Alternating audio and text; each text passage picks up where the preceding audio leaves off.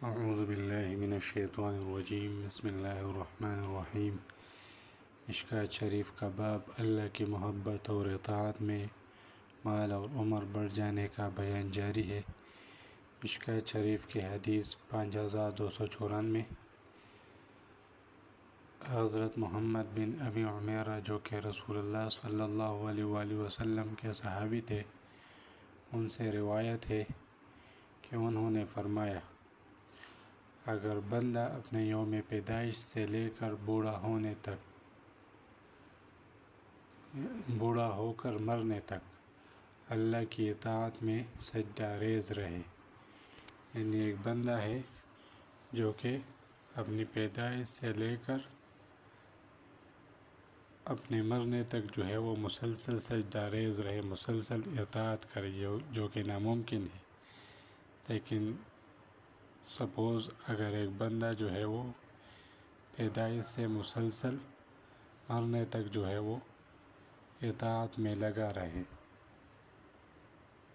تو وہ روز قیامت جب وہاں کی نعمتوں کو دیکھے گا تو اس کو جو ہے وہ حقیر سمجھے گا اپنے اس عمل کو۔ اور ہے بھی ایسا، ہم جب حج کر لیتے تو ہم کہتے فلاں بندہ کون ہے؟ فلاں حاجی صاحب ہے۔ تو حاجی تو بہت سارے ہیں، نام سے کیوں نہیں پکارتے؟ ایک دو تین نمازیں پڑھ لیتے تو پھر ایک کو گالی، دوسرے کو گالی،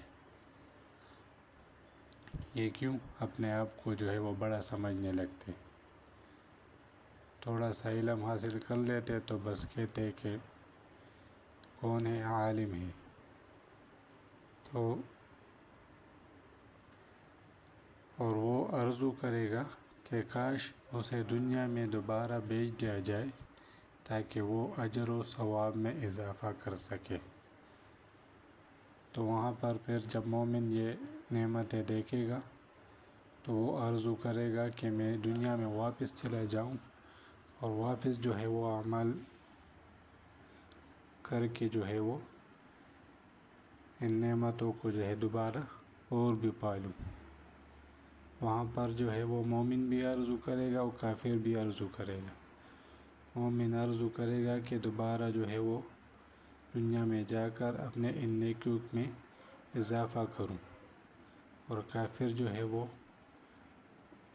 بھی چاہے گا کہ میں دنیا میں جو ہے وہ، یا جو بدکار ہے، فاسق ہے، وہ بھی چاہے گا کہ میں دنیا واپس چلا جاؤں اور وہاں پر جو ہے وہ نیک عمل کر سکوں، لیکن دونوں جو ہے وہ واپس نہیں آ سکیں گے۔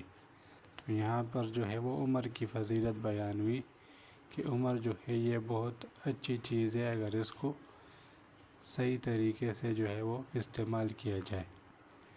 حضور نبی کریم صلی اللہ علیہ وآلہ وسلم کی ایک اور حدیث ہے، وہ فرماتے ہیں کہ میں چاہتا ہوں کہ میں اللہ کی راہ میں شہید ہو جاؤں، پھر زندہ ہو جاؤں، پھر دوبارہ شہید ہو جاؤں۔